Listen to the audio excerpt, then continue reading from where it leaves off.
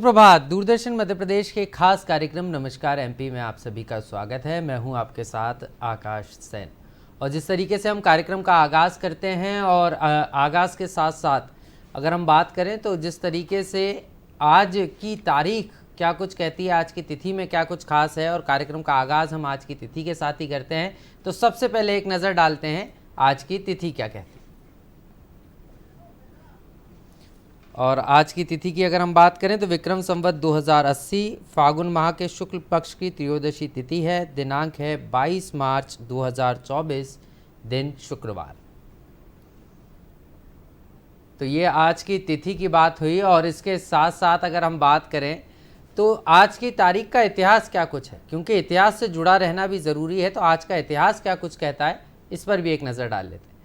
और आज के इतिहास की अगर हम बात करें तो 1890 में रामचंद्र चटर्जी पैराशूट से उतरने वाले पहले भारतीय जो हैं व्यक्ति बने थे। इसके अलावा 1942 की अगर हम बात करें तो सर स्टफर्ड क्रिस्पो के नेतृत्व में क्रिस्प मिशन भारत आज ही के दिन पहुंचा था। 1947 में लॉर्ड माउंटबेटन आखिरी वायरस के तौर पर भारत आए। और 1964 की अगर हम बात करें तो कलकत्ता में पहली विंटेज कार रैली का आयोजन आज ही के दिन हुआ था। 1969 की बात करें तो भारतीय पेट्रोकेमिकल्स निगम लिमिटेड का उद्घाटन आज ही के दिन किया गया था। इसके अलावा 1977 में आम चुनाव में कांग्रेस की ज़बरदस्त हार के बाद तत्कालीन प्रधानमंत्री इंदिरा गांधी ने राष्ट्रपति को आज ही के दिन इस्तीफा सौंपा था।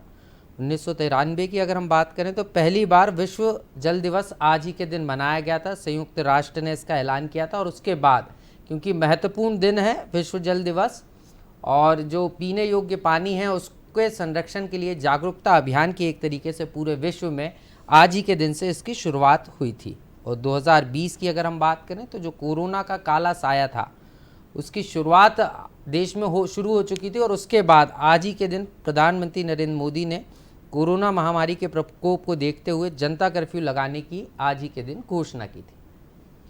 तो ये आज के इतिहास की बात की। और इतिहास के पन्नों से हमें हमारा इतिहास नहीं पता चलता, बल्कि ये भी पता चलता है कि क्या कुछ आज के दिन घटा था और क्या कुछ खास था। और अब आज के कार्यक्रम का हम आगाज़ करेंगे आज के शुभ विचार के साथ। और आज के शुभ विचार की बात करें तो निंदा से घबराकर अपने लक्ष्य को ना छोड़ें, क्योंकि लक्ष्य मिलते ही निंदा करने वालों की राय बदल जाती। तो निंदा जब भी हो रही है आपको घबराना नहीं है, थोड़ा अपने आप में संयम रखना है, क्योंकि जब आपका भाग्य बदलेगा और आपकी मेहनत से आप जब वो लक्ष्य हासिल करेंगे तो निश्चित रूप से निंदा करने वालों की राय भी बदलेगी और आपका भविष्य नई ऊंचाइयों तक पहुंचेगा। तो निश्चित रूप से आपको आगे बढ़ने में मदद मिलेगी। और इसी के साथ कार्यक्रम का आगाज़ करेंगे। दो खास मेहमान मेरे साथ जुड़ रहे हैं, लेकिन मेहमानों से परिचय कराऊं उसके पहले आपको आज का विषय बता देता हूं। विषय की बात करें तो आज दो महत्वपूर्ण विषयों पर हम बात करने वाले। एक हम बात करेंगे कॉम्पिटिटिव एग्ज़ाम की कैसे करें तैयारी, क्योंकि 12वीं के एग्ज़ाम हो चुके हैं और अब बच्चों के सामने आगे का कैरियर की बात है, उस पर बात होगी। इसके अलावा रंगों के त्यौहार पर कैसे रखें स्वास्थ्य का ध्यान, इस पर भी हम चर्चा करेंगे। और दो खास मेहमान मेरे साथ जुड़ रहे हैं, उनसे आपका परिचय करा देता हूं। मेरे साथ डॉक्टर प्रीति तेलंग जी जुड़ रही हैं, प्रभारी हैं होम्योपैथी चिकित्सा विभाग जेपी अस्पताल। बहुत बहुत स्वागत है मैम आपका। और मेरे साथ प्रतीक्षा सेन जी जुड़ रही हैं, असिस्टेंट प्रोफेसर है शासकीय महाविद्यालय विवेकानंद महाविद्यालय बैरसिया की। बहुत बहुत स्वागत है मैम आपका। तो दो खास मेहमान हमारे साथ जुड़ गए हैं। और क्योंकि बात करें तो सबसे पहले रंगों के त्यौहार की होली की बात करेंगे, क्योंकि फाग उत्सव की बात होती है तो लोग मन कर के झूमते हैं, नाचते हैं, गाते हैं, आनंद लेते हैं, लेकिन इसका स्वास्थ्य पर बहुत असर पड़ता है। और क्योंकि अब ऋतु का परिवर्तन भी हो रहा है तो ऐसे में हम देख रहे हैं कि अभी भी कई जगहों पर रात में सर्द हवाएं चल रही हैं और दिन में गर्मी पड़ रही है, इसका असर स्वास्थ्य पर हो रहा है। और इसमें रंगों का त्यौहार जब मनाएंगे तो उसके बाद क्या कुछ परेशानियां होंगी, इस पर भी चर्चा करेंगे। तो मेरे साथ प्रीति जी हैं, प्रीति जी के पास चलेंगे। मैम आप कैसे देख रहे हैं, क्योंकि रंगों का त्यौहार है, साल भर इंतज़ार होता है और अब यहाँ पर सामने ये है कि स्वास्थ्य का ध्यान भी रखना है। हाँ, सभी को हैप्पी होली। मैं ये चाहती हूँ सभी की होली रंगों से भरी रहे और स्वस्थ, सुगध और सुरक्षित होली खेली जाए। इसके लिए आपको अभी होली के लिए जो जो सावधानी बरतनी है उसके बारे में बताऊंगी। इन्होंने आकाश जी ने कहा कि अभी मौसम में चेंज आया है, तो इस मौसम में ज़्यादातर आप गर्म और ठंडी हवाएं चलती हैं, जो पेशेंट एलर्जिक होते हैं, जिनको की एलर्जी प्रॉब्लम होती है, सर्दी खांसी जुकाम, अस्थमेटिक पेशेंट, इनको रंगों से खेलना तो ज़रूरी है, आप खेलें होली, बट सुरक्षा के साथ खेलें। सुरक्षित रहने के लिए आपको ज़्यादा ड्राई जो होते हैं रंग उससे ना खेलें, ज़्यादा देर तक गीले ना रहें, और आँखों का आपका विशेष ध्यान रखें। तो आँखों का विशेष ध्यान रखना है, लेकिन खाने पीने से लेकर, क्योंकि होली का त्यौहार ऐसा होता है कि रंगों से सराबोर होने के साथ बहुत सारी चीज़ें व्यक्ति खाता भी है, बहुत सारे पकवान बनते हैं, और इसके बाद बहुत सारी बीमार होने की संभावनाएं भी बढ़ जाती हैं। तो उस पर भी हम चर्चा करेंगे। लौटूंगा मैम के पास, प्रतीक्षा जी भी हमारे साथ हैं, उनसे समझ लेते हैं, क्योंकि बात अब युवाओं की हो रही है और सबसे ज़्यादा स्ट्रेस में युवा होते हैं इस समय, क्योंकि 12वीं का एग्ज़ाम हो चुका है। 12वीं के एग्ज़ाम के बाद अब कैरियर का चुनाव करना है, तो कैसे करें वो कैरियर का चुनाव। और सबसे बड़ी बात, अभिभावक की ऐसे बच्चे सुनते भी नहीं है, जिद भी होती है, अभिभावक कुछ और कहना चाहते हैं और बच्चे कुछ और करना चाहते हैं। तो इससे कैसे, इस द्वंद से कैसे निकले, प्रतीक्षा जी से समझ लेते हैं। जी प्रतीक्षा जी, कैसे इस द्वंद से निकले बच्चे सबसे पहले? तो पहले बात तो मैं बोलना चाहूँगी अभिभावक से भी और बच्चों से भी, आप अपने बच्चे की सुनिए, थोड़ा उसके मन में क्या जिज्ञासा है, क्या है वो करना चाहता है, क्या बच्चे के अंदर पैशन है, वो उसे फॉलो करने दीजिए। जो मन में है अगर बच्चा वो करेगा तो बहुत ज़्यादा अच्छा और बेहतरीन कर सकता है। ना कि हम core engineering, core medical, core accountancy, CA बनना है हमारे बच्चों को या डॉक्टर बनना है, उसके भी अपार्ट आजकल बहुत सारी फील्ड्स ओपन हो चुकी है। आर्टिफिशियल इंटेलिजेंस से लेकर डिजिटल मार्केटिंग से लेकर इवन जो बच्चे बैचलर्स मास्टर्स करते हैं उनके लिए भी एक वाइड स्कोप है, रिसर्च है। सो एक बहुत बड़ा एरिना खुल गया है। तो जो कोर चीज़ें हैं जिसके पीछे हम हमेशा भागते रहते हैं एज अ पेरेंट, वो थोड़ा हम पीछे रखें और हमारे बच्चे की सुने। और बच्चों को भी ज़रूरी है कि वो एक दृष्टिकोण लेकर सब्जेक्ट का या किसी स्ट्रीम का चुनाव करें। ये बहुत ज़रूरी है कि आप अपने आप को down the lane 4 to 5 years कहाँ देखना चाहते हैं, उसके अकॉर्डिंग अपनी स्ट्रीम का चुनाव करें और अपने अभिभावक की, अपने बड़ों की सलाह ज़रूर लें, क्योंकि उन्हें इसके बारे में एक ओवरऑल आइडिया है। बट अगेन मैं बोलूँगी कि बहुत सारी न्यू फील्ड्स खुल गई हैं, artificial intelligence, digital marketing, research. Even corona के बाद से, जैसे कि आज उसकी हम बोल सकते हैं कि आज ही से लॉकडाउन स्टार्ट हुआ था, तो रिसर्च में भी आपको बहुत ज़्यादा स्कोप मिलेगा। तो वाइड एरिना है, सबके सजेशंस सुनिए और जो आपके मन को सही लगे वो फॉलो कीजिए।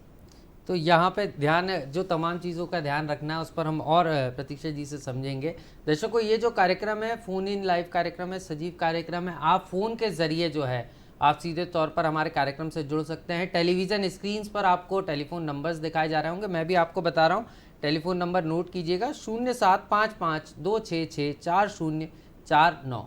ये हमारा जो है टेलीफोन नंबर है, लैंडलाइन नंबर। और टेलीफोन लैंडलाइन के जो नंबर है उसकी लाइनें खुल गई हैं। आप सीधे तौर पर हमारे कार्यक्रम से जुड़कर विशेषज्ञों से मार्गदर्शन ले सकते हैं, अपनी जिज्ञासाओं का समाधान पा सकते हैं। तो कार्यक्रम में आगे बढ़ेंगे। रंगों के त्यौहार की बात हो रही है, और त्यौहार की बात हो तो खाने पीने की बात भी होती है, लेकिन अब मिलावट का खतरा भी लोगों की जान पर है। अगर आप मार्केट से कुछ खा रहे हैं, और होली के त्यौहार पर तो हम देखते भी हैं कि खाने पीने का त्यौहार होता है, कई सारी परेशानियां सामने आती हैं। तो डॉक्टर प्रीति जी हैं इसलिए आज हमारे साथ, वो हमें बता रही हैं, टिप्स दे रही हैं कि कैसे हेल्थी फूड खाना है, होली पर क्या कुछ खाना है, और कैसे अगर कुछ गलत खा लिया तो कैसे अपने आप को फिर बीमार होने से बचाना है। प्रीति जी, सबसे बड़ी चीज़ यहाँ पर डॉक्टर साहब यही रहती है कि खाना पीने का त्यौहार ही होली कहा जाता है, लेकिन लोग कई बार, क्योंकि मिलावटी चीज़ों से ही बचना, और ख़ास तौर पर शुगर और जो बीपी के पेशेंट्स होते हैं उनके लिए जो त्यौहार होता है ना, वो बहुत खुलकर आता है कि अब खाने के लिए मिलेगा, रोक टोक नहीं रहेगी, खास तौर पर शुगर पेशेंट्स के लिए। तो यहाँ पर गुजिया की बात हो जाती है, मिठाइयों की बात हो जाती है, तो कैसे वो इन चीज़ों से बच सकते हैं, क्योंकि शुगर भी कंट्रोल करना है, या फिर वो गुड़ की तरफ मूव कर सकते हैं, या तमाम चीज़ों कैसे मतलब ध्यान रख सकते हैं शुगर के पेशेंट्स? होली का त्यौहार है तो मिठाई तो बहुत ज़रूरी होती है, चाहे शुगर पेशेंट हो या अदर्स हो। तो इसके लिए आपको एक लिमिट में आप मिठाई ले सकते हैं, और जो मिठाई हो वो घर की बनी हो। सेकंड बात, आप यदि मिठाई खाते हैं तो आप अपनी जो डाइट है उसको थोड़ा सा कंट्रोल करके एक्सरसाइज कर सकते हैं, तो आपने जो भी शुगर इनटेक किया है वो आपको बराबर बैलेंस कर सकता है। मैडम, बराबर बैलेंस तो हो जाएगा, लेकिन एक चीज़ और रहती है कि अभी हम देखते हैं कि तेल की चीज़ें काफ़ी ज़्यादा उपयोग में आने लगती है, त्यौहार के समय व्यंजन बनते हैं तो तेल की चीज़ें, तो इसके कारण भी परेशान होते हैं लोग। तो अगर कभी ऐसे सिम्टम्स नज़र आ रहे हैं, कुछ आ रहे हैं, तो कई बार लोग इसको लाइटली ले लेते हैं, और हम देखते हैं कि इसके कारण जो है कई बार हार्ट के पेशेंट्स भी निकल कर सामने इस सीज़न में अभी ज़्यादा आने लगते हैं, क्योंकि सर्दी का मौसम है, लोगों को लगता है हमने होली का त्यौहार है, एसिडिटी है, बाद में पता चलता है कि इसको तो हार्ट अटैक आया था। जी जी जी। तो ऐसी सिचुएशन में क्या करना है? अगर आपको लग रहा है कि आपकी छाती में दर्द है या इस तरीके के सिम्टम्स आ रहे हैं, तो फिर आपको तुरंत हॉस्पिटल पहुंचना चाहिए या विशेषज्ञ के पास पहुंचना चाहिए? हाँ जी, यदि आपको लग रहा है कि आपके जो सिम्टम्स हैं वो आपको वर्स हो रहे हैं या ये सिम्टम्स आपके लिए पेनफुल हैं, तो आप तुरंत अपने डॉक्टर से सलाह लीजिए और तुरंत आप हॉस्पिटल में कांटेक्ट करें, क्योंकि जो आप ऑयली ज़्यादा खाएंगे, शुगर आपकी बढ़ जाएगी, तो आपको ये आपकी लाइफ थ्रेटनिंग, मतलब आपकी जानलेवा हो सकता है। इसके लिए आपको तुरंत आपके डॉक्टर से सलाह लेके आप ट्रीटमेंट करवाइए। एक चीज़ और समझना चाह रहा था मैम जी कि अगर हम बात करें तो हम देखते हैं कि स्किन्स पर जब कलर लगता है, चेहरे पर कलर लगता है या बालों में कलर चला जाता है, लोग कई बार उसमें स्किन तो ख़राब होती है, कई बार उसको रंग को निकालने के लिए ऐसी ऐसी चीज़ों का उपयोग कर लेते हैं। कई लोग तो कपड़े धोने की साबुन से तक नहा लेते हैं कि भैया कलर निकल जाए, होली खेली है, लेकिन उसके साइड इफ़ेक्ट्स इतने नज़र आते हैं कि बहुत सारी परेशानी होने लगती है। तो अगर ऐसी स्थिति बन गई है तो कैसे उसका बचाव करें, कैसे कलर को धोना है? दूसरी चीज़, अगर आँख में कलर चले गया है तो कौन सी ऐसी दवाएं जिनका उपयोग वो कर सकते हैं, या कैसे स्वस्थ रह सकते हैं? कौन कौन सी चीज़ों का ध्यान रखना है होली खेलने के पहले और खेलने के बाद? हाँ जी, होली खेलने से पहले आपको मैं अब टिप्स देती हूँ। ये नॉर्मली आप सबको पता है कि होली खेलने से पहले आपको पूरे बॉडी में कोकोनट या वैसलीन को यूज़ करके पूरी बॉडी में लगा लेना है। ये आपकी एक कोटिंग हो जाएगी जो डायरेक्ट आपके कलर कांटेक्ट में नहीं आएगी, जिससे आपकी स्किन इरिटेट नहीं होगी और आपको इरेप्शंस नहीं होंगे। सेकंड बात, आपको फुल कपड़े पहनना है, जहाँ तक हो आप पूरा कवर करके रखें, और हो सके तो आँखों में गॉगल पहने।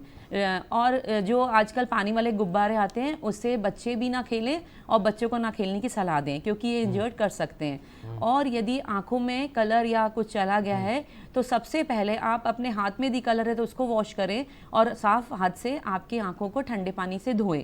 ज़्यादा इरिटेट हो रहा है या आँखों में लालपन है तो आप डॉक्टर को दिखाएं। निश्चित रूप से। तो यहाँ पर प्रीति जी ने बहुत सारे टिप्स दिए हैं आपको, और ख़ास तौर पर अगर हम बात करें तो ये तमाम सावधानी बरत कर आप यहाँ पर सीधे तौर पर रंगों के त्यौहार का आनंद ले सकते हैं, लेकिन सावधानी रखना है। और भी समझेंगे हम कि कैसी तरीके से कि और हम लगातार इस बात पर हम चर्चा भी करेंगे, लेकिन इसके पहले केंद्र सरकार की एक सूचना है, उस पर एक नज़र डाल लेते हैं। केंद्र सरकार द्वारा विधि विरुद्ध क्रियाकलाप निवारण अधिनियम 1967 के अंतर्गत students Islamic movement of India Simi को गजट अधिसूचना क्रमांक 354 दिनांक 29 जनवरी 2024 के द्वारा गैर कानूनी संगठन घोषित किया गया है।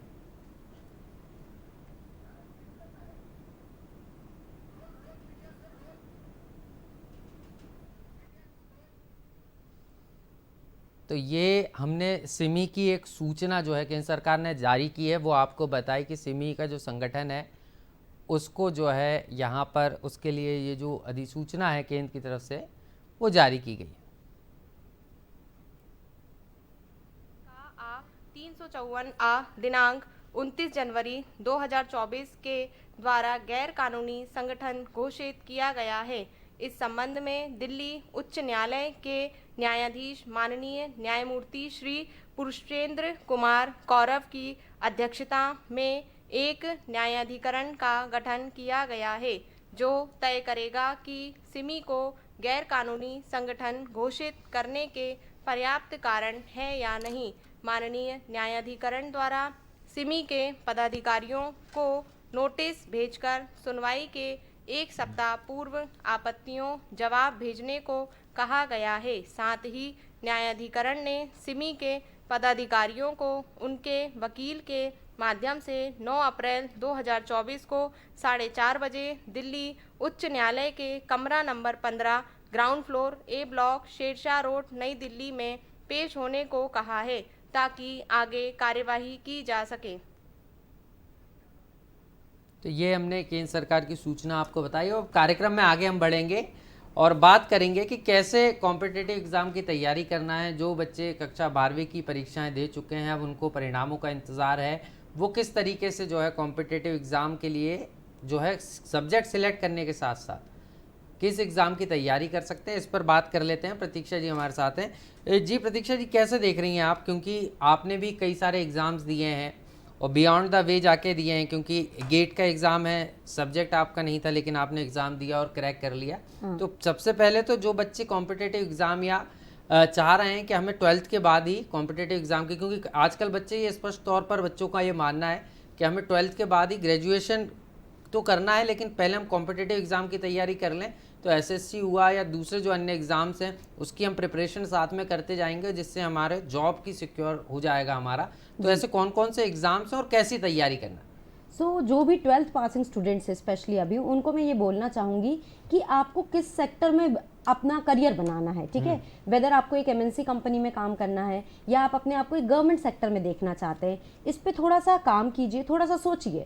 उसके बाद अगर आप एक बेसिक डिग्री में भी एडमिशन लेते हैं या एक स्पेशलाइज्ड डिग्री में भी एडमिशन लेते हैं तो उसकी तरफ बढ़िए। फॉर एग्जांपल, अगर मुझे एक बैंकिंग सेक्टर में जाना है, ठीक है, तो मुझे अपने जनरल एप्टीट्यूड पर, जनरल मेंटल एबिलिटी पर वर्क करना है, तो उसकी प्रैक्टिस अभी से करने लगिए। और एक बहुत इंपॉर्टेंट बात मैं आप सभी को कहना चाहूँगी कि कॉलेज इज़ इम्पॉर्टेंट। कॉलेज में आपको जो पढ़ाया जाता है, जो आप करते हैं, मान लीजिए फॉर एग्जांपल मैं कॉमर्स की स्टूडेंट हूँ, मुझे स्टैंडर्ड बुक्स पढ़नी चाहिए, स्टैंडर्ड बुक्स को रेफर करते हुए प्रैक्टिस करनी चाहिए। कॉलेज को आप उतना ही इंपॉर्टेंस दीजिए, क्योंकि जिस तरह से आप कॉलेज में, जिस तरह से आपने अपनी 11th 12th करी है, उसके दुगने इंपॉर्टेंस से अगर आप कॉलेज करेंगे तो आपका जो कॉम्पिटिटिव एग्जामिनेशन का टारगेट है उसको आप 70% अचीव कर लेंगे। बाकी ग्रूमिंग की, प्रैक्टिस की, क्वेश्चन सॉल्विंग के हेल्प से आप उसको ओवरकम कर सकते हैं, जो भी हर्डल्स आपको सामने देखने मिल रहे हैं। अगेन आपको थोड़ा सा डिसाइड करना है कि आपको किस सेक्टर में जाना है, किस स्ट्रीम में जाना है। मैंने अभी कॉमर्स की बात करी, फॉर एग्जांपल कॉमर्स के स्टूडेंट्स क्लैट की प्रिपरेशन करना चाह रहे हैं, भाई कि हम अपने आप को एज अ सीए देख रहे हैं। या फिर अगर मैं साइंस सेक्टर की बात करती हूँ, तो जो साइंस के स्टूडेंट्स हैं वो चाह रहे हैं कि मैं एक रिसर्चर बनूँ, मैं एक साइंटिस्ट बनूँ, ठीक है। तो आप अगर बैचलर्स डिग्री में जा रहे हो तो आपको पता होना चाहिए कि अगर मुझे एक रिसर्चर बनना है या एक साइंटिस्ट बनना है तो उस फील्ड में कौन कौन से एग्जामिनेशंस होते हैं। जैसे for example CSIR net examination होता है, गेट होता है, DBT होता है। गेट हम जनरली कोर मैथमेटिक्स या इंजीनियरिंग के लिए बोल देते हैं, बट नहीं, it is conducted in more than 29 subjects. Like for example biotechnology में होता है, लाइफ साइंसेस, मतलब केमिस्ट्री हो, बायो हो, सभी में होता है। और आजकल जैसा कि हम जानते हैं कि मध्य प्रदेश ने न्यू एजुकेशन पॉलिसी अपना ली है, ठीक है, तो इंटरडिसिप्लिनरी साइंसेस पर आप पढ़ सकते हैं। आप अपने सब्जेक्ट को अपने अकॉर्डिंग चूज कर सकते हैं। निश्चित रूप से, बिल्कुल, तो सब्जेक्ट को अपने अकॉर्डिंग चूज कर सकते हैं, ये बड़ी बात है। और एक कॉलर हमारे साथ जुड़ गई है, कंचन जी। बहुत बहुत स्वागत है कंचन जी, आपका सवाल पूछिए। मैम, जो एग्जामिनेशन के प्रिपरेशन फेज में हमें टेंशन होती है, ओवर थिंकिंग होती है कि रिजल्ट कैसा होगा, पॉजिटिव होगा, नेगेटिव होगा, तो इस टेंशन को कैसे कंट्रोल किया जाए, इस ओवर थिंकिंग को? तो प्रतीक्षा जी, आपसे सवाल है कि ओवर थिंकिंग होती है कंचन जी को एग्जाम के पहले, और बहुत बार परेशान होते हैं बच्चे। जिस समय एग्जाम को हल करने की चुनौती रहती है वहाँ टेंशन नहीं लेना, लेकिन कई बार बच्चे ले लेते हैं और इसके कारण भी एग्जाम खराब हो जाता है। राइट, बिल्कुल बिल्कुल। सो कंचन जी, अगर मैं बात करती हूँ तो ओवर थिंकिंग को सबसे पहले अगर मैं करती हूँ तो ओवरकम करने के लिए आपको रिजल्ट की चिंता नहीं करनी है। आपके हाथ में सिर्फ और सिर्फ एक ही चीज़ है, that is your hard work. उस पर यकीन करिए, रिजल्ट की चिंता मत करिए। एक्चुअली हम प्रेजेंट को नहीं जी रहे हैं, हम फ्यूचर में चले जाते हैं, मेरा रिजल्ट आएगा कि नहीं, मैं पढ़ रही हूँ, होगा कि नहीं। Believe in your self, believe in your hard work and consistently पढ़ते रहिए, रिजल्ट डेफिनेटली आपका आएगा। अपने आप पर बिलीव रखिए, रिजल्ट की चिंता ना करते रहिए। और अगर हमें बहुत ज़्यादा स्ट्रेस फील होता है तो please follow meditation and yoga, that will definitely help you to calm down your hormones, जो भी नर्वसनेस और एंजाइटी लाते हैं, है ना मैम। तो थोड़ा योगा और मेडिटेशन उसमें डेफिनेटली हेल्प कर देगा। चलिए, तो डेफिनेटली हेल्प होगी आपकी योगा मेडिसिन के जरिए, मेडिटेशन के जरिए, माफ़ कीजिएगा। कार्यक्रम में आगे बढ़ेंगे, लौटूंगा आपके पास। डॉक्टर प्रीति तेलंग जी भी मेरे साथ लगातार बनी हुई है, प्रीति मैम के पास चलेंगे। मैडम से भी समझ लेते हैं कि किस तरीके से होली के त्यौहार पर कुछ सावधानियां तो बरतनी है, लेकिन इसके साथ साथ मौसम में परिवर्तन भी आ रहा है। और ख़ास तौर पर जो बुज़ुर्ग लोग हैं, हम देख रहे हैं आजकल बुज़ुर्गों को सबसे ज़्यादा परेशानी जो है इस सीज़न में होती है, क्योंकि जब मौसम में परिवर्तन होता है, ऋतु परिवर्तन होता है, तो उसमें सबसे ज़्यादा जो बुज़ुर्ग हैं उनके सामने परेशानियाँ आती हैं। और ऐसे में रंगों का त्यौहार भी है, त्यौहार भी मनाना है और सामने मौसम परिवर्तन भी है, बीमार होने का खतरा भी। मैम, कैसे देखें बुज़ुर्ग लोग, खास तौर पर हम देखते हैं जब मौसम का परिवर्तन होता है, ऋतु परिवर्तन होता है, खासी परेशानियां निकल कर सामने आती हैं। और कई बार जो सीनियर सिटीजन्स हैं उनको बीमारी होती है और कई त्योहारों के चलते वो ध्यान नहीं दे पाते और कई बार ऐसी कैजुअलिटीज़ भी सामने आ जाती हैं। तो इस समय कैसे ध्यान रखना है बुज़ुर्गों का, और अगर उनको कोई सिम्टम्स नज़र आ रहे हैं तो फिर कैसे डॉक्टर साहब के पास पहुंचना है और क्या पूरी प्रोसेस है, मतलब कौन कौन से ऐसे सिम्टम्स हो सकते हैं कि जो निकल कर सामने आते हैं तो यहाँ पर आपको समझ लेना है कि ये खतरे की घंटी। जो होली का त्यौहार है, मैं मानती हूँ जो त्यौहार है उसमें उम्र की कोई सीमा नहीं होती। बुजुर्ग भी होली अच्छे से एंजॉय करें, पर साथ में सावधानी जरूर बरतें। यदि आप कोई कोमॉर्बिड डिजीज़, मतलब जैसे डायबिटिक है, हाइपरटेंसिव है, अस्थमेटिक पेशेंट हैं, तो आप बैठ के आराम से गुलाल से होली की खेलें। साथ ही यदि आपको लगता है कि आपके कोई सिम्टम्स आ रहे हैं, जैसे चेस्ट पेन हो रहा है, पेट में दर्द हो रहा है, चक्कर आ रहे हैं, सिर दर्द हो रहा है, तो इसके लिए आपके जो भी डॉक्टर्स हैं, जो आपके फैमिली डॉक्टर हैं या जिससे आप ट्रीटमेंट ले रहे हैं, उससे कांटेक्ट करें या फिर डिस्ट्रिक्ट हॉस्पिटल में दिखाएं। मैम एक चीज़ और समझना चाह रहा था, एक कॉलर हमारे साथ जुड़ गई हैं, सुधा दुबे जी, सीधे उनके पास चलेंगे। बहुत बहुत स्वागत है सुधा जी आपका। हाँ जी, बिल्कुल धन्यवाद जी। मैं प्रीति तेलंग जी से कुछ सवाल पूछना चाह रही हूँ होली की उसमें। जी जी। जिस प्रकार जो है अभी वातावरण की शुद्धि के लिए पन्नी पर रोक लगा दी है या फिर मतलब शराब, नशे वाली चीजों पर रोक लगाई है जी। अगर रंग, होली के रंग जो रासायनिक होते हैं वो यदि शरीर को, त्वचा को नुकसान पहुंचा रहे हैं, तो उन रंगों पर रोक लगाकर क्यों नहीं प्राकृतिक रंगों से होली खेली जाए और उसके लिए पूर्व तैयारी क्या करना चाहिए, पहले से क्या लेना चाहिए, क्या सावधानी बरतना चाहिए? जी निश्चित रूप से सुधा जी, आपका सवाल आ गया। मैम सीधे तौर पर सवाल सुधा जी का हम बात भी कर रहे थे कि कैसे कौन कौन से हर्बल कलर्स की जो है, आपने पहले भी बताया कि हर्बल कलर का उपयोग करना चाहिए, इसके अलावा स्किन को पूरा कवर कर लेना चाहिए। तो ऐसी कुछ टिप्स चाह रही थी सुधा जी, के टिप्स उन्हें भी बताएं। हाँ, सुधा जी ने बोला कि रोक लगानी चाहिए केमिकल कलर्स में, तो मैं ये समझती हूँ कि जो केमिकल कलर में रोक लगाना है उस पर जितना डिपार्टमेंट या जो भी आपका ये फील्ड, जो लोग रहते हैं डिपार्टमेंटल, जो मतलब इसके लिए जिम्मेदार होते हैं, उसके साथ साथ जो जनता होती है वो भी 100% जिम्मेदार होती है। हम नहीं खरीदेंगे कलर तो कलर बेचेंगे नहीं। और हर्बल कलर के लिए आप घर पे अरारोट या कॉर्नफ्लोर में कलरफुल जो फूल होते हैं, से आपका गुलाब हो गया, गेंदा हो गया, और जो फूड कलर जो आप यूज़ करते हैं वो कॉर्नफ्लोर में डाल के आप हर्बल कलर बना सकते हैं। सेकंड बात, मैंने आपको पहले बताया है कि कलर खेलने से पहले आप अपनी बॉडी को कवर रखें। सबसे पहले फुल कपड़े पहने, साथ ही इसमें वैसलीन या कोकोनट ऑयल से ग्रीस कर लें अपने बॉडी को, जिससे कि कोटिंग हो जाती है। तो जो कलर होते हैं वो डायरेक्ट आपके स्किन में कांटेक्ट नहीं करेंगे और आपको इरिटेशन नहीं होगा।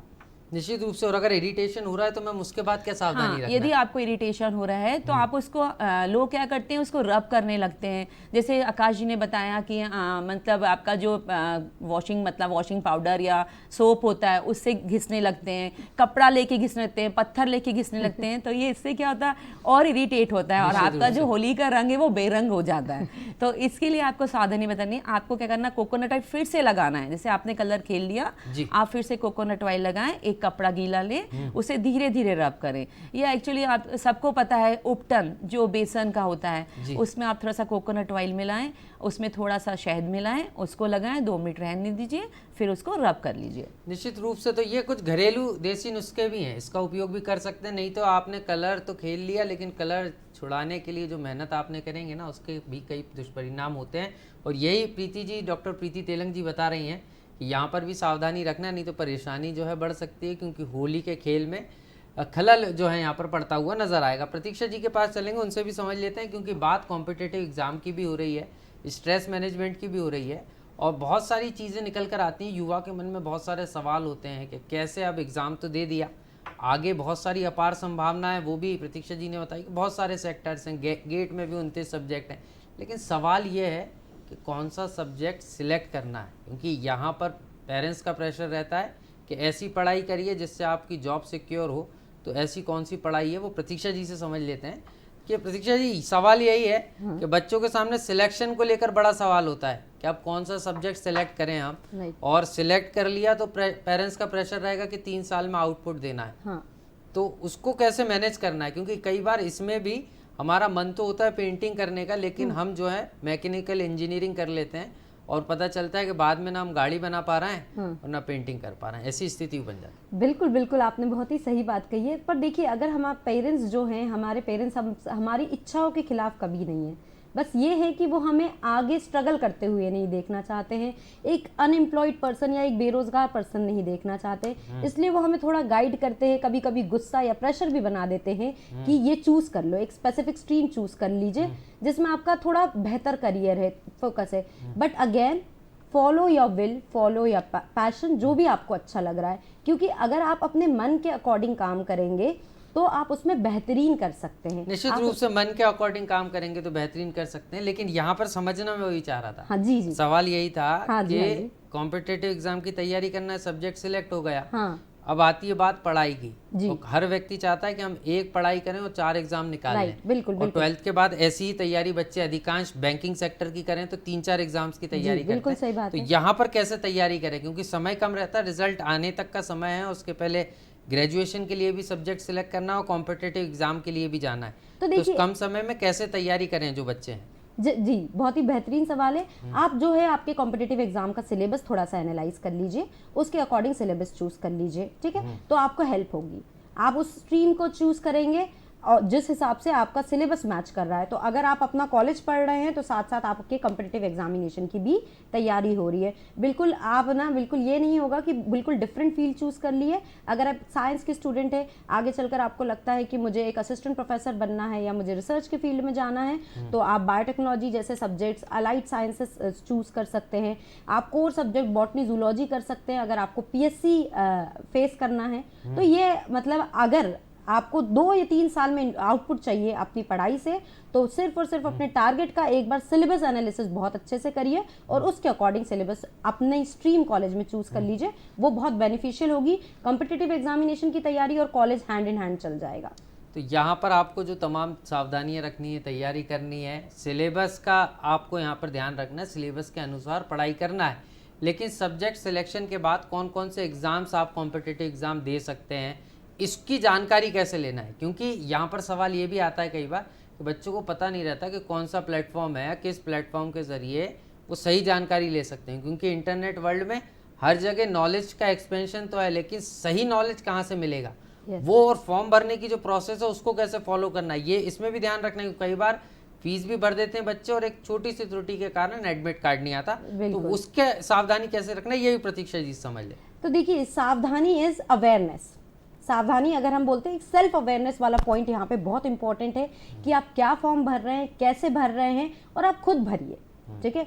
कोशिश करिए, आजकल स्मार्टफोन का ज़माना है, आप स्मार्टफोन से खुद फॉर्म फिल कर सकते हैं, तो वो जिम्मेदारी आप खुद लीजिए, सेल्फ अवेयर रहिए और फॉर्म फिल करिए। एंड इंस्ट्रक्शन मैनुअल पढ़िए and follow good sites. For example, अगर मैं बात कर रही हूँ कि पीएससी ने वैकेंसी निकाली है, पब्लिक सर्विस कमीशन ने वैकेंसी निकाली है, उसकी ऑफिशियल वेबसाइट को फॉलो कीजिए। गूगल लिंक की फर्स्ट लिंक क्लिक कर लिया आपने कि हाँ हाँ इसके थ्रू मिल जाए मुझे। एक्चुअली हमारे अंदर ये फास्ट फॉरवर्ड ज़माने में क्या हो गया कि मुझे लिंक तुरंत मिल जाए, मुझे डायरेक्ट लिंक मिल जाए। नहीं, आप ऑफिशियल वेबसाइट विजिट करिए, उसे थोड़ा एक्सप्लोर करिए। जैसे इंस्टाग्राम का एक नया फिल्टर आता है तो हम उसे एक्सप्लोर करते हैं, सिमिलरली हमें ऑफिशियल वेबसाइट्स ही विजिट करनी है, उसे एक्सप्लोर करना है, फिर हमारा फॉर्म भरना है, प्रोवाइडेड आपने वैकेंसी का पूरा नोटिफिकेशन A to Z बहुत अच्छे से पढ़ा है, ठीक है। तो self awareness and more importantly आपको रीड खुद करना है, इसने बोला उसने बोला नहीं, आप खुद भी पढ़िए क्या रिक्वायरमेंट्स है और किस तरह से फॉर्म भरना है।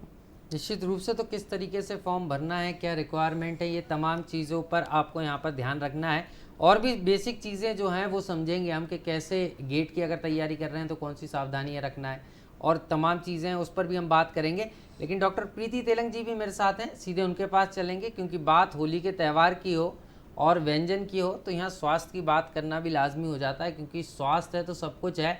तो कौन कौन सी ऐसी और सावधानियाँ हैं, क्योंकि ख़ास तौर पर अगर हम बात करें तो रंगों के त्यौहार में कई बार कुछ ऐसे पदार्थ भी व्यक्ति खा लेता है जो नहीं खाना चाहिए, और उसके रिएक्शंस जब निकल कर सामने आते हैं ना तो पूरा परिवार परेशान हो जाता है। तो ऐसी चीज़ों से कैसे बचना है पहले तो। और दर्शकों, एक चीज़ और महत्वपूर्ण है, हम कार्यक्रम में बात तो करेंगे, लेकिन आपको, क्योंकि लोकतंत्र का महापर्व का आगाज़ होने वाला है और 6-7 चरणों में पूरे देश में जो है चुनाव होंगे, तो यहाँ पर एक चीज़ और आपको ध्यान रखना है, क्योंकि बात स्वास्थ्य की हो रही है, तो देश के स्वास्थ्य के लिए आपको लोकतंत्र के महापर्व में मतदान अवश्य करना। हमारी भी आपसे अपील है कि आप मतदान ज़रूर करें, आवश्यक रूप से करें, और जिस भी चरण में आपके क्षेत्र में मतदान की तारीख हो उस दिन मतदान केंद्र पहुँचें और अपने लिए एक बेहतर सरकार चुनें, क्योंकि ये उतना ही ज़रूरी है जितना आपको यहाँ पर परिवार को अपने संभालना है, जिम्मेदारियां निभाना है। इसलिए देश के लिए आपको लोकतंत्र में इस पर्व में आहुति देना भी उतना ही ज़रूरी है। तो चलिए डॉक्टर प्रीति तेलंग जी के पास चलेंगे, उनसे समझ लेते हैं। और सीधे मैम एक चीज़ और है, बार बार सवाल मन में भी लोगों के आता है कि कैसे यहाँ पर हम त्यौहार जब मनाते हैं तो कई बार कुछ नशे की चीज़ें या लोग कई बार भांग खिला देते हैं और उसके भी दुष्परिणाम दिखते हैं। तो अगर ऐसी कभी किसी के यहाँ परिस्थिति बन जाए तो फिर कैसे उसको संभालना है, और अगर कोई पेशेंट है उसको साथ ऐसा कुछ हो जाता है तो कैसे उसको फिर संभालना है, क्या यहाँ पर प्रिकॉशंस रखना है? आजकल ये देखा गया है कि होली मतलब होली आ गई मतलब शराब पीना है, भांग खाना है और कुछ भी नशा करना है, मतलब होली को हवा बना के रखा हुआ, मतलब होली का त्यौहार तो एक तरफ, बाकी नशा एक तरफ। वो तो आजकल की जनरेशन आजकल में हवा, कूल, कूल बनने के लिए हाँ, हो गया। तो शराब हो गया, भांग हो गया। तो मुझे ये है कि हर चीज़ मतलब आप इंजॉय कर रहे हो तो ऐसा इंजॉय नहीं करिए कि जो आपकी जान पे आ जाए। तो लोग भांग खा के एक्चुअली कभी कभी कोई भांग कभी नहीं खाता है, तो ये जो सिम्टम्स होते हैं ना उनको मेंटल सिम्टम्स आने लगते हैं, वॉमिटिंग होने लगती है, पेट में मरोड़ होने लगता है, पेशेंट को लगता है कि मुझे पता नहीं क्या हो गया, मतलब वो खूब घबरा जाता है क्योंकि इसके साइड इफेक्ट्स होते हैं भांग के, शराब के। तो इससे घबराइए ना घर का कोई अपना जो नुस्खा है वो ना अपनाइए, आप डॉक्टर से सलाह लीजिए और डॉक्टर से कॉन्टेक्ट करके आपका ट्रीटमेंट करवाइए। निश्चित रूप से तो डॉक्टर से यहाँ पर सलाह लेना है। और इसके साथ साथ एक चीज़ और समझना चाह रहा था मैम, क्योंकि रंगों के त्यौहार पे जब रंग से होली मनाते हैं उसके बाद स्किन पे और ख़ासतौर पर सर में कई बार बाल झड़ने की समस्या शुरू हो जाती है, कई लोगों को डैंड्रफ हो जाता है और कई लोग बहुत परेशान भी होते हैं। और कई लोगों को तो हम देखते हैं कि टीनिया, जिसको आपकी मेडिकल लैंग्वेज में कहा जाता है, टीनिया की परेशानी शुरू हो जाती है। हाँ, तो वो कौन सी परेशानी और कैसे इससे बच सकते हैं? हाँ, इसके लिए मैंने पहले ही बताया कि आपको कोटिंग करनी है आपकी स्किन पे, और बालों को कभी भी खोल के होली ना खेलें। बालों में पोनीटेल बांधें, उसको टाइट बांधें, हो सके तो आप कैप लगा सकते हैं। साथ ही यदि रंग लग गया है आपके बालों में तो इसको ऐसा नहीं कि बहुत तेज रब करके आप बाल को धोएं, क्योंकि रूट जो होती है वो वीक हो जाएंगे इससे और हेयर फॉल होंगे। साथ ही बालों पे भी आप ऑयल लगाना है, कोकोनट ऑयल लगा लीजिए और उसके बाद होली खेलिए। सेकंड बात है, आपने कहा कि इरिटेट डर्मेटाइटिस कहलाता है, मतलब क्या होता है, जो आपके रंग होते हैं, जो केमिकल रंग होते हैं, उसमें लेड होता है, सिलिका होता है, कॉपर सल्फेट होता है, ऐसे जो केमिकल होते हैं जो हार्मफुल होते हैं, इवन वो सांस में भी जाते हैं आपके, तो ये हार्म कर सकते हैं आपको लंग्स को, और स्किन पे जाके वो इरिटेट करके आप में इरेप्शंस कर सकते हैं, इचिंग कर सकते हैं, जिसको आप मतलब एक छाले कर सकते हैं, ये सब होते हैं। तो इसके लिए आप जो है जो हर्बल रंग का उपयोग करें, और यदि केमिकल रंग लग गया है तो उसका ट्रीटमेंट करवाइए। निश्चित रूप से ट्रीटमेंट यहाँ पर आपको करवाना है। और मैम पानी की भी बात होती है, क्योंकि हम देखते हैं, क्योंकि होली का त्यौहार एक ऐसा त्यौहार है जिसमें कलर के साथ साथ कीचड़ होली भी होती है, फूलों की होली भी होती है। तो उसको लेकर क्या, क्योंकि कई बार हम देखते हैं कि कीचड़ में लोग सने नजर आते हैं, लेकिन उसके परिणाम बहुत कई बार कानों के अंदर परेशानी आ जाती है, आंखों में इन्फेक्शन हो जाता है, तो इससे भी बचना है। हाँ, पहले तो देखिए पानी तो आपको सेव करके खेलना है, मतलब होली में पानी वेस्ट मत कीजिए। आप कम पानी से होली खेलें, सूखे रंग से होली खेलें। आकाश जी ने कहा कि जैसे कि लोग कीचड़ में डाल देते हैं, कीचड़ में डाल देंगे, कान में पानी डाल देंगे, गुब्बारा जो होता है पानी भरा वो फेंक देंगे, तो ऐसे होली मत कीजिए। किसी को इंजर्ड नहीं करना है, अपन को होली का त्यौहार मनाना है, जो प्यार का त्यौहार है ना। तो आप होली को ऐसा नहीं करिए कि होली को आपकी होली, वही मैंने कहा ना, होली आपकी बेरंग ना हो जाए, हैप्पी होली अनहैप्पी ना हो जाए, इसका ध्यान रखिए, होली कीजिए। निश्चित रूप से, तो अनहैप्पी होली ना हो जाए, हैप्पी रहे, तो इसके लिए ये तमाम सावधानियां आपको रखनी होगी। और भी कई सारी टिप्स मैडम से समझेंगे, बात करेंगे। हम प्रतीक्षा जी के पास चलेंगे, असिस्टेंट प्रोफेसर हैं शासकीय महाविद्यालय बैरसिया में, स्वामी विवेकानंद महाविद्यालय में। प्रतीक्षा जी से समझना है हम कि कॉम्पिटिटिव एग्जाम की तैयारी कैसी करना है, तो समझ लेते हैं। प्रतीक्षा जी, एक सवाल लोगों के मन में ये भी रहता है, खासतौर के जो स्टूडेंट्स हैं, सब्जेक्ट सिलेक्ट कर लिया और जब पढ़ाई स्टार्ट होती है तो कुछ हर्डल्स आते हैं, और कई बार बच्चे जो हैं उन हर्डल्स को सामने करने की जगह सोचते हैं कि एग्ज़ाम नहीं, ये सब्जेक्ट मेरे लिए नहीं, मैंने गलती से चूज़ कर लिया, अब मैं शिफ्ट कर लेता हूँ। और शिफ्ट करते करते पता चलता है कि वो ये तय ही नहीं कर पाते कि कि हमें किस सेक्टर में आगे जाना है, और अल्टीमेटली फिर वो ग्रेजुएशन कर लेते हैं बीकॉम या किसी प्लेन सब्जेक्ट से, और उसके बाद उनको फिर कैरियर का गाइडेंस नहीं मिल पाता। तो कई बच्चों को आप टिप्स भी देते हैं कि कैसे आगे बढ़ना है, तो ऐसे बच्चे कैसे सिलेक्ट कर सकते हैं सब्जेक्ट, और अगर वो जिस सब्जेक्ट सिलेक्ट किया और कोई हर्डल आ रहा है तो कैसे फिर अब उनका सामना करें और पैशन के साथ, संयम के साथ उसी में आगे बढ़ें? देखो, डिलेमा होना बहुत ही बेहतरीन क्वेश्चन है। डिलेमा होना है, मतलब यह एक ह्यूमन टेंडेंसी है कि हम अपने क्वेश्चन, हमने जो चॉइस की है हम उसे क्वेश्चन मार्क कर लेते हैं कि क्या हमने सही किया है। स्पेशली हम जब किसी को सफल होते हुए देखते हैं और हम सफल नहीं हो पाते उसी फील्ड में, तब वो और एक क्वेश्चन मार्क हमारी चॉइसेस पर हम लगा लेते हैं। बट अगर आपको ये यकीन है कि नहीं, मैंने चूज़ किया है, मुझे इसी में अपना करियर बनाना है, तो मेहनत कीजिए और अपनी मेहनत में कंसिस्टेंसी लाइए। कंसिस्टेंसी मीन्स लगातार करते जाइए। पहले देखो, चॉइसेस गलत नहीं होती, उन चॉइसेस पे हम अमल नहीं कर पाते, हम अपना परफेक्ट 100% देने के बजाय 90%, 80% देने के बजाय मैं बोल रही हूँ हर दिन 10%, 20% दीजिए, आप अचीव कर लेंगे। ठीक है, तो पहली बात तो अपनी चॉइसेस पे क्वेश्चन मार्क मत बनाइए। और अगर ऐसा लगता है कि समय निकल गया है और मेरी चॉइसेस में शिफ्ट होते रहा, मैंने कभी सब्जेक्ट्स, ओपन इलेक्टिव सब्जेक्ट्स या कोई सब्जेक्ट्स मैंने शिफ्ट कर लिए हैं, तो still you have time in your hand. ठीक है, उसको एनालाइज करिए सिचुएशन को और आगे आपको क्या करना है। Don't regret over the past, just see the future. ठीक है, और अगर आप देखना चाहते हो तो सिर्फ सक्सेसफुल पर्सन्स की स्टोरीज ना सुने, जो स्ट्रगल करके बने हैं, जिनने जो अभी भी स्ट्रगल कर रहे हैं उस फील्ड में, उनकी स्टोरीज भी ज़रूर सुनिए। उनके जो फेलियर्स हैं उनसे आप बहुत कुछ सीख सकते हैं।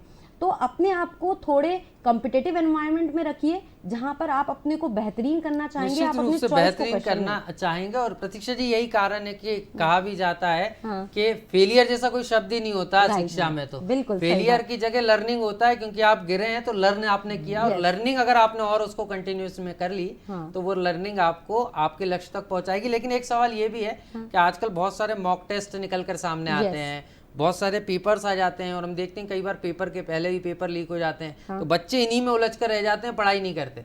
तो पहले तो कौन सा मॉक टेस्ट आपको देना है, और कई बार अगर ऐसी आसपास से भ्रामक जानकारियां आपके पास आ रही तो उससे बचना कितना ज़रूरी है और कितना पढ़ाई पे फोकस करना जरूरी? देखिए, भ्रामक जानकारियां आपके पास आती रहेगी। आजकल छोटी सी बात है, सोशल मीडिया है, फैल जाती है।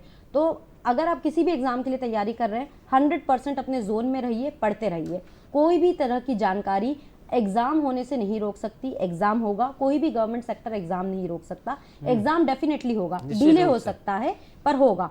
तो जानकारियों के कारण अपना प्रिपरेशन को मत डगमगाइए। स्पेशली जब डेट आगे बढ़ जाती है तो पर्सन लेजी हो जाते हैं कि अरे थोड़ा आगे बढ़ गई है डेट, हम कर लेंगे।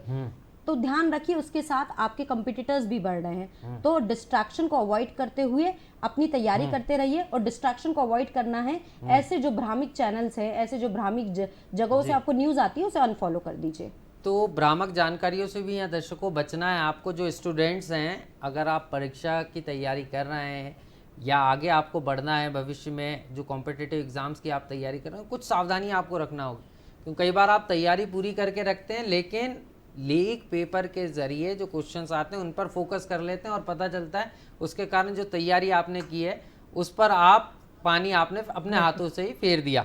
तो हम लौटेंगे प्रतीक्षा जी आपके पास। डॉक्टर प्रीति तेलंग जी हमारे साथ लगातार बनी हुई, इनसे भी समझ लेते हैं, क्योंकि होली का त्यौहार है, रंगों का, फाग का उत्सव देखने को मिलेगा, लेकिन कई परेशानियां भी होंगी, क्योंकि बात स्वास्थ्य की आती है और रंगों के त्यौहार के अगले ही दिन कई लोग हॉस्पिटल में नज़र आते हैं। तो आपको हॉस्पिटल ना जाना पड़े, इसलिए हमारी कोशिश है कि हम डॉक्टर को आपके पास लेकर आएँ। अगर आपके मन में भी कोई सवाल हैं, जिज्ञासाएँ, अगर आप पूछना चाहते हैं तो सीधे आप हमारे टेलीफोन नंबर्स पर कॉल कर सकते हैं। टेलीविज़न स्क्रीन पर आपको नंबर दिखाए जा रहे हैं, सीधे आप इस पर संपर्क करके हमारे कार्यक्रम से जुड़ सकते हैं। डॉक्टर प्रीति जी के पास चलेंगे, मैम से और भी समझ लेते हैं। मैडम, बात टीनिया की हो रही है, और टीनिया को लेकर भी अगर हम आसान शब्दों में कहें, खुजली की समस्या होली के बाद कई लोगों को हो जाती है, और वो इसलिए हो जाती है क्योंकि रंगों का इस्तेमाल तो हुआ ही है, स्किन पूरी ड्राई हो जाती है और लोग ध्यान भी नहीं देते। नारियल का तेल लगा लिया और लगातार लगाते रहे, 15 से 20 दिन बाद पता चलता है वो इतना भयावह रूप ले लेता है और वो फिर महीनों तक ठीक भी नहीं होता।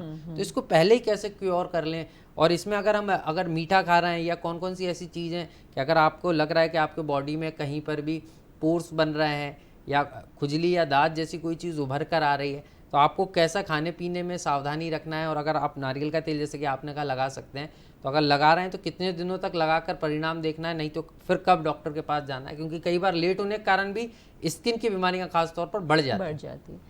हाँ, आकाश जी ने पूछा कि जो स्किन की बीमारी होती है होली के रंग से, तो उसको अपन कॉन्टैक्ट डर्मेटाइटिस है, इरिटेटिंग डर्मेटाइटिस कहते हैं, जिसमें कि पेशेंट को ईचिंग होती है, रेडनेस हो जाती है, यहाँ तक कि फफोले या इरेप्शन या मतलब घाव हो जाता है। तो इसमें ये है कि जो इन्होंने बताया कि जैसे कि आप क्या खाने में सावधानी बरतनी, तो खाने में सावधानी तो नहीं बरतनी है, बट आप जो भी आपको चीज़ हुए उसमें अपनी पैथी ना करें। मतलब जो लोग करते ना, जैसे आप कोकोनट ऑयल की बात कर रहे हैं, तो कोकोनट ऑयल मॉइस्चर करता है, आपको एक कोटिंग देता है, तो आपको बैक्टीरियल दूसरे इन्फेक्शंस नहीं होते हैं। तो इसके साथ साथ आपको एंटी इन्फ्लामेटरी ड्रग या जो हमारी होम्योपैथी मेडिसिन चलती हैं वो आपको तो जरूरी होती है, एंटी इन्फ्लामेटरी जो ड्रग्स होती हैं हमारे में वो कंटिन्यू लीजिए, और बाकी वो जो एक्सटर्नल एप्लीकेशन है वो डॉक्टर की सलाह से ही लगाए। जी, निश्चित रूप से। एक कॉलर हमारे साथ जुड़ गई है, पूर्वा राय जी। बहुत बहुत स्वागत है पूर्वा जी आपका दूरदर्शन मध्य प्रदेश। हाँ जी, नमस्कार जी। जी नमस्कार। मैं दोनों जो हमारी एक्सपर्ट है उन पे क्वेश्चन करना चाहती हूँ। जी, पहला तो ये है कि हम होली खेलते हैं, ये हमारा पारंपरिक त्योहार है,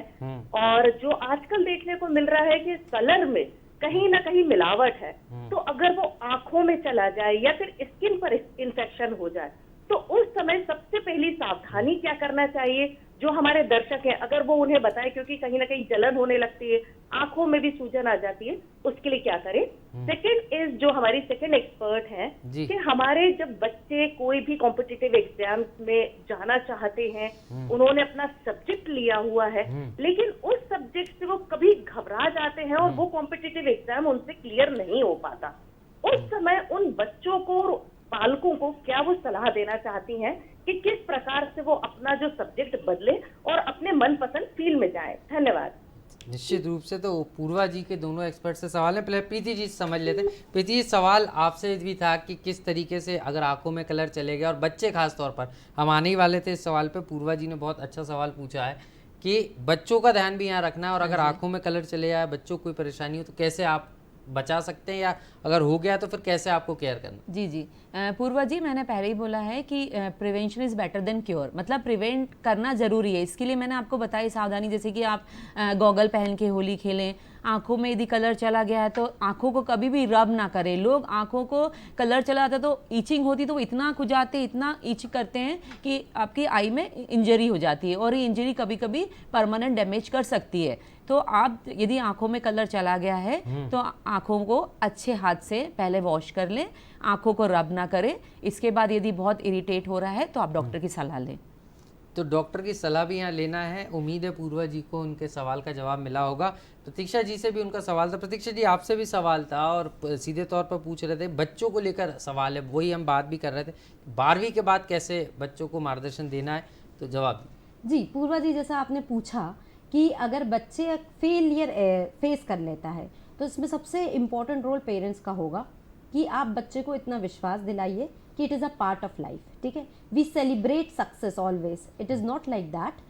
हमें अगर बच्चे ने कोई हर्डल नहीं, वो कोई भी एग्ज़ाम पास नहीं कर पाया है, तो आप उसका सपोर्ट करिए, उसे चेयर करिए, और जो एक फैमिली सपोर्ट रहता है वो बहुत इंपॉर्टेंट रहता है। इवन जो फ्रेंड्स भी हैं उसके आसपास के, आप अपने जो भी दोस्त है उसको सपोर्ट ज़रूर करिए। ठीक है, एक इमोशनल और एक बैक सपोर्ट बहुत इंपॉर्टेंट रहता है किसी भी कॉम्पिटिटिव एग्जाम के लिए। बच्चा दोबारा खड़ा हो जाएगा, दोबारा से वो फाइट कर लेगा एग्जामिनेशन के लिए।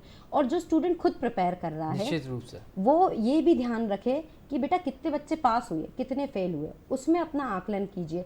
सिर्फ हमारे आगे वाले को मत देखो, हमारे पीछे वालों को भी देखो, है ना। आगे वालों को तो हम हमेशा देखते हैं, अगर हम पीछे वालों को देखेंगे तो हम ये देख पाएंगे कि हम कहीं तो लैंड किए हैं। निश्चित रूप से हम पीछे वालों को देखेंगे तो हमें पता चलेगा कि हम कितने, हमारे पीछे कितने लोग खड़े हैं। अगर हमें ये जानकारी लग गई तो मन में एक संतोष होता है। लेकिन प्रतीक्षा जी, सवाल यहाँ पर एक ये भी है, कई बार अभिभावक का सपोर्ट तो पूरा होता है, बच्चे पास भी कर लेते हैं एग्जाम, लेकिन हम देखते हैं कि बच्चों और अभिभावकों में एक दूरी का अनुभव होता है। और कई बार बच्चे इतने जिद्दी होते हैं कि अभिभावक कुछ भी कहें, क्योंकि क्या होता है, बच्चों में अपार संभावना है, अभिभावक उस चीज को समझ रहा है, सपोर्ट भी कर रहा है, और आने वाले भविष्य में अभिभावकों को ये भी पता है कि ये और गोल हासिल कर सकता है। लेकिन जो बच्चे होते हैं वो इसको स्वीकार नहीं करते, उनकी जिद होती है और वो जिद को मनवाने में लगते हैं। कई बार इसके कारण भी जो है अभिभावक और बच्चे दोनों का गोल भटक जाता है, और जो बच्चा जहाँ तक पहुँचना चाहता है, जिस ऊंचाई तक जाना चाहिए, वो एक नीचे गोल पर सेट कर लेता है कि नहीं मेरे जीवन में यही एक गोल था और मैं यहीं रुक गया हूँ। तो आपको नहीं लगता इससे भी एक उन्नति रुक जाती? हाँ बिल्कुल, बहुत सही बात बोली है कि हमें लगता है कि हमारे पेरेंट्स हमें बहुत अबव द प्रेशर पुश कर रहे हैं, बट वो पुश आपको ज़रूरी है। प्लस मैं पेरेंट्स से भी ये बोलूँगी, एक हेल्दी रिलेशनशिप रखिए अपने बच्चे के साथ, जहाँ आप खुलकर बात कर सके। इवन लाइक हमारा बच्चा अगर किसी प्रॉब्लम में होता है तो सबसे पहले वो हमारे पास भाग कर आए, ना कि किसी और के पास जाए कि नहीं पापा को नहीं बताना है या मम्मी को नहीं बताना है। अगर वो एक तरह का रिलेशनशिप मेंटेन हो जाएगा तो बच्चा आपकी बात धीरे धीरे समझने लगेगा। स्पेशली जो कॉलेज गोइंग यूथ है वो थोड़ा पेरेंट्स के लिए एंटी हो जाता है, उनकी बातें थोड़ी भी होते हैं, हाँ हार्मोनल चेंजेस भी होते हैं, तो थोड़ा अगेंस्ट हो जाता है, निश्चित रूप से, है ना। पर वो it will take time, and वो इसी वजह से हो सकता है कि आप एक हेल्दी रिलेशनशिप मेंटेन करें, क्योंकि आजकल सोशल मीडिया का ज़माना है, बहुत ज़्यादा एक्सपोजर है, तो हमें भी बच्चे के साथ एक बच्चा बनकर सोचने की समझने की कोशिश करना है और इस हम बोलते हैं रोलर कोस्टर ऑफ लाइफ को सेल कर जाना है। निश्चित रूप से सेल कर जाना। लेकिन यहाँ पर एक टिप्स मैं भी देना चाहूँगा दर्शकों कि चीज़ें यहाँ पर दोनों साइड से बनाने पर बनती हैं। और यहाँ पर क्या है, आजकल बच्चे सोशल मीडिया के ज़माने में इतने ज़िद्दी हो गए हैं कि अभिभावक कुछ भी कहें, फैमिली सपोर्ट करती, लेकिन बच्चे आजकल जो हैं एक बेहतर कैरियर के लिए फैमिली को सपोर्ट करते हुए नज़र नहीं आते, उनकी महत्वाकांक्षाएं कई बार बढ़ जाती हैं। और प्रतीक्षा जी ये इस बात से मेरे पूरे तरीके से इत्तेफाक भी रखेंगी। तो लौटूंगा मैं आपके पास, और प्रीति तेलंग जी हमारे साथ डॉक्टर साहब लगातार बनी हुई हैं, सीधे उनके पास चलेंगे और उनसे भी समझ लेते हैं। मैम यहाँ पर एक चीज़ और आती है, होली के हम साइड इफ़ेक्ट की बात भी कर लेते हैं कि होली के 3-4 दिन बाद हॉस्पिटल में लंबी लंबी कतारें देखने को मिलती हैं, और किसी को वायरल बुखार है, और कई बार हम देखते हैं कि कई लोग तो नए नए सिम्टम्स लेकर आते हैं कि हमें ये परेशानी हो गई, क्योंकि काफ़ी कुछ ऐसा लिया जाता है जो सेहत के लिए अच्छा नहीं। तो खाते पीते समय भी किन चीज़ों का, होली क्योंकि रंगों का त्यौहार है और रंगों के त्यौहार में बिना खाए पिए अगर मना लें तो वो भी नहीं चलता। तो यहाँ पर कुछ हेल्थी फूड की हम भी बात कर लें, क्योंकि डॉक्टर्स भी आजकल हम देख रहे हैं कि शुगर फ्री के भी कई सारे टिप्स आप देते हैं जो पेशेंट्स आते हैं आपके पास कि आप ये वाली अगर मीठा खाना है तो आप ये प्रोडक्ट खा सकते हैं, इसमें शुगर कम होती है। तो जो दर्शक हमारे ये प्रोग्राम देख रहे हैं उनको भी ये चीज़ आप बताइए कि कौन कौन सी चीज़ें ऐसे पेशेंट्स ले सकते हैं, और अगर उनको और बेहतर तरीके से लेना है तो कुछ देसी नुस्खा भी अपना सकते हैं। होली का त्यौहार है तो खाना तो सही है, पीना नहीं। पीने की जो सिम्टम्स अभी बताया था आपने कि जो शराब, गांजा, भांग, ये से तो दूरी बना के रखें, नशे से हाँ दूरी बना के रखें। और खाने की बात रही तो खाने में आप, जैसे इन्होंने कहा कि आजकल शुगर फ्री मिठाइयाँ आती हैं, तो एक्चुअली उसका सब्सटेंस भी आता है जो शुगर फ्री आता है, तो घर में आप बना सकते हैं। हर चीज़ लिमिट में खा सकते हैं, मतलब शुगर पेशेंट पे ऐसे नहीं कि हाँ कि बिल्कुल नहीं खाना है, आप लिमिट में खाएं। हर चीज़ लिमिट में रखेंगे तो आपको प्रॉब्लम नहीं होगी। और आकाश जी ने कहा कि जैसे होली के बाद पेशेंट की कतार लग जाती है हॉस्पिटल में, ये सही है, क्योंकि पेशेंट गैस्ट्राइटिस से मतलब पेट की बीमारियां, लूज मोशन होना, मैंने आपको बताया कलर से जो अस्थमेटिक पेशेंट है उनको अस्थमा का अटैक आता है, सर्दी खांसी जुकाम आता है। अभी मौसम ऐसा है, एलर्जिक ज़्यादा है, लोगों को एलर्जी ज़्यादा होती है, तो होली के साथ साथ आपको जैसे कलर से भी एलर्जी होती है, उसमें आपकी रेस्पिरेटरी मतलब खांसी, सर्दी, जुकाम ये सब होता है। जो बच्चे होते हैं उनका बहुत विशेष ध्यान रखना है, गर्भवती महिलाओं को विशेष ध्यान रखना है, जो बुजुर्ग उनको विशेष ध्यान रखना है। ध्यान रखते हुए होली के साथ रोक रहा हूँ मैम आपको। कमलेश जी हमारे साथ कॉलर जुड़ गए, बहुत बहुत स्वागत है कमलेश जी आपका दूरदर्शन मध्य प्रदेश में। सवाल पूछिए। जी जी जी जी मैम नमस्कार। हेलो जी जी सवाल पूछिए, आ रही है कमलेश जी आवाज आप। हाँ सर, यही है कि जैसे होली में जिस प्रकार से जो रंग और जो गुलाल आ रहे केमिकल वाले, इनसे हम कैसे बचेंगे और अपने स्वास्थ्य पर इसका दुष्प्रभाव न पड़े, हम कैसे इससे बचाव कर सकते हैं? निश्चित रूप से तो बचाव की बात मैम कमलेश जी पूछ रहे हैं। बात वही है कि कोटिंग तो कर ली, लेकिन कई बार मुंह में चली गई या नाक में चली गई और आंखों में भी गुलाल चली जाती है, तो पानी से वॉश तो कर लें सभी कहते हैं, लेकिन अगर इरिटेशन हो रही है, लगातार परेशानी हो रही है, और आप भी इस बात को करेंगे अगर कोई अस्थमेटिक अस्थमा का पेशेंट है तो इसके लिए घातक हो सकता है। हाँ, कलर घातक हो सकते हैं, तो हर्बल कलर का उपयोग करें। और आप घर में भी हर्बल कलर बना सकते हैं, मैंने पहले भी बताया, जैसे कॉर्नफ्लोर हो गया, अरारोट हो गया, इसमें आप कलरफुल जो आपके फ्लावर्स होते हैं उसका रंग निकाल के उसमें मिला के आप कलर बना सकते हैं, यदि आपको मार्केट से नहीं लेना है। बाकी आजकल मार्केट में हर्बल कलर मिलते हैं। सेकंड बात, इन्होंने बोला कि आपको और सावधानी कैसी बरतनी है, तो मैंने आपको वही बताया, फुल स्लीव्स के कपड़े पहने, कॉटन के कपड़े पहने, आंखों में गॉगल लगाएं, कोटिंग करें, बालों को बांध के रखें, और होली में गुब्बारे का यूज़ ना करें, पानी वेस्ट ना करें। मतलब ये सावधानी जो एक नॉर्मल सावधानी है, क्योंकि देखो आपके एक्सपीरियंस ही काम आते हैं। हम बच्चों को समझा सकते हैं अपने एक्सपीरियंस, जो हमने अपन ने जो भी होली के टाइम हमको जो हुआ है, हम बता सकते हैं कि बच्चों को कि मुंह पे कलर नहीं जाने दें, है ना, ऐसे उड़ा के गुलाल ना फेंकें, है ना। आप मास्क लगा के होली तो नहीं खेल सकते ना। तो और दूसरी बात है, जो फीमेल है वो ज्वेलरी ना पहने, लोगों के कान कट जाते हैं कलर लगाने में, नथ पहनती है वो हो जाती हैं, ज्वेलरी ना पहने, और कानों का विशेष ध्यान रखें। यदि किसी को कान बहने की समस्या है तो कानों में आप कॉटन लगा सकते हैं, कॉटन लगाने के बाद अपन होली खेलें, बट ध्यान रहें कि कॉटन निकालना ना भूलें। निश्चित रूप से। तो ये तमाम सावधानियां हैं, कान में कॉटन लगानी है, तमाम चीज़ें, मतलब रंगों का त्यौहार तो आपको मनाना है और उल्लास के साथ, उमंग के साथ मनाना है, लेकिन कुछ सावधानियां रखना है। और अगर ये सावधानी आपने रख ली तो होली के बाद भी आपके जीवन में रंगों से आपका जीवन सराबोर रहेगा। और एक महत्वपूर्ण चीज़ और दर्शकों, हमारी आपसे अपील भी है कि लोकतंत्र का महापर्व का आगाज़ होने वाला है, और इस महापर्व में आप सबको जो है, आप सबको यहाँ पर मतदान के लिए अवश्य मतदान केंद्र पहुँचना है, क्योंकि 7 चरणों में जो है मतदान होगा देश में, और जिस भी चरण में आपके क्षेत्र का नंबर आए, आपको सारे काम छोड़कर सीधे मतदान केंद्र पहुँचना है और अपने मताधिकार का प्रयोग करना है, क्योंकि ये अवकाश का दिन नहीं है। अगर आपने अपना मताधिकार का प्रयोग किया तो आपने अपने देश के लिए, देश के विकास के लिए अपना योगदान दिया। इसलिए हमारी अपील है कि आप वोट करने ज़रूर जाएं। जिस भी चरण में आपकी कॉन्स्टिट्यूंसी में वोट हो वहाँ पर आप पहुँचें और मतदान करें। तो अब कार्यक्रम में आगे बढ़ेंगे और बात हम कॉम्पिटिटिव एग्ज़ाम की तैयारी कैसे करें इस पर भी कर रहे हैं। और प्रतीक्षा जी हमारे साथ लगातार बनी हुई हैं, असिस्टेंट प्रोफेसर हैं शासकीय विवेकानंद महाविद्यालय की, बैरसिया की। उनसे हम सीधे समझ लेते हैं कि किस तरीके से अब आपको, ख़ास तौर पर जो अभिभावक और बच्चे हैं, उनको किस तरीके से आगे कैरियर में, क्योंकि यहाँ पर अगर तालमेल बन गया, क्योंकि हम कई बार देखते हैं बच्चे स्ट्रेस में होते हैं, अभिभावकों को बताते नहीं, चिड़चिड़े हो जाते हैं, और नौकरी लगने के बाद भी ये समस्या लगातार बनी रहती है, क्योंकि बच्चों की जो महत्वाकांक्षाएं हैं वो इतनी ज़्यादा हो जाती हैं कि वो अपने पेरेंट्स को समझना ही बंद कर देते हैं। और आप कितने भी सक्सेस हो जाइए, अगर आप अपने अभिभावकों को नहीं समझ रहे तो आप जीवन में आगे नहीं बढ़ सकते। तो ये भी आपको समझना होगा। तो प्रतीक्षा जी से समझ लेते हैं। प्रतीक्षा जी, ये एक बड़ा कारण है, बच्चों को छोटी सी सफलता मिल जाती है और वो, उनको ऐसा लगता है कि हमारे जीवन में सब कुछ आ गया, अब अभिभावक जरूरी नहीं है। तो आपको क्या लगता है कि इसके लिए, क्योंकि कैरियर में आगे बढ़ते रहना है और आपको हर जीवन का गोल हासिल करना है, तो अभिभावकों का सपोर्ट जरूरी है? डेफिनेटली। देखिए, पेरेंट्स बहुत इंपॉर्टेंट है अपनी लाइफ में, हर एक रिश्ता इंपॉर्टेंट है। साथ लेते हुए चलिए, बिल्कुल अलग मत हटिए। अगर आप अपनी उनसे लाइफ डिस्कस करेंगे, पेरेंट्स भी उतना इन्वॉल्व होंगे। आप ये बहुत ध्यान रखिएगा कि आप जो भी स्टूडेंट है, आप दुनिया है अपने पेरेंट्स के लिए। अगर आप उनकी अपनी लाइफ उनसे शेयर करेंगे तो बहुत अच्छा रहेगा, वो भी उतना इन्वॉल्व होंगे। तो चीज़ें उन्हें सिखाइए, ठीक है। जैसे अगर हम बोलते हैं एक बहुत बड़ा शिफ्ट आया है, हम व्हाट्सएप चलाने लगे हैं, हम इंस्टाग्राम चलाने लगे हैं, बट अगर हमारे पेरेंट्स भी वही यूज़ करते हैं तो हम उनको फोटोज़ भेज देते हैं, हम उनको इंस्टाग्राम पे टैग कर देते हैं, तो वो चीज़ें मेंटेन रह जाती है ना। तो उन्हें अपनी लाइफ में हमेशा इन्वॉल्व रखिए।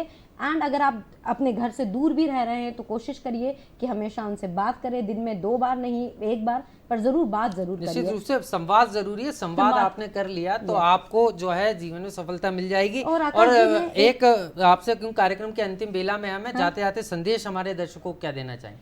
यही एक संदेश देना चाहूंगी मैं स्टूडेंट्स को, बेटा कुछ भी हो जाइए, अपने आप पर भरोसा रखिए, आप बहुत कुछ कर सकते हैं। और कहीं भी लगता है कि मैं इसे फेस नहीं कर पा रहा हूँ, अपने घर वापस आइए, दोबारा तैयारी करिए, आप दोबारा उठ जाएंगे। आप सबसे ज्यादा महत्वपूर्ण हैं, बस इस बात का ध्यान रखिएगा। और फेलियर जैसा कुछ शब्द नहीं होता। निश्चित रूप से फेलियर जैसा कोई शब्द नहीं होता। मतदान करना भी जरूरी है। बिल्कुल, हाँ, वोट फॉर इंडिया, ठीक है, सारे काम छोड़ दीजिए, सबसे पहले वोट दीजिए। वोट फॉर इंडिया बहुत जरूरी है, हमारा कर्तव्य है। निश्चित रूप से कर्तव्य है। और डॉक्टर प्रीति तेलंग जी भी हमारे साथ बनी हुई है। मैम, कार्यक्रम के अंतिम बेला में हमारे दर्शकों के लिए संदेश। हाँ, सबकी होली सुखद, स्वच्छ, स्वस्थ एवं सुरक्षित रहे। साथ ही आप बहुत एंजॉय करें होली का, बस सावधानी के साथ। और आप एक विशेष जो हम संदेश देना चाहते हैं, आप मतदान जरूर करिए। मतदान आपका अधिकार है। इसका उपयोग आपके लिए बहुत ज़रूरी है। तो चलिए, आप दोनों हमारे साथ कार्यक्रम में जुड़े, आपका बहुत बहुत शुक्रिया। दर्शकों, अगली बार किसी और शख्सियत के साथ हम हाजिर होंगे और अलग विषय पर चर्चा करेंगे, लेकिन सवाल यही है कि अब लोकतंत्र का महापर्व आ रहा है और इस पर्व में हम सभी को मिलकर मतदान करना है। इस कार्यक्रम में फिलहाल इतना ही, मुझे दीजिए इजाज़त और आप देखते रहिए दूरदर्शन मध्य प्रदेश। नमस्कार।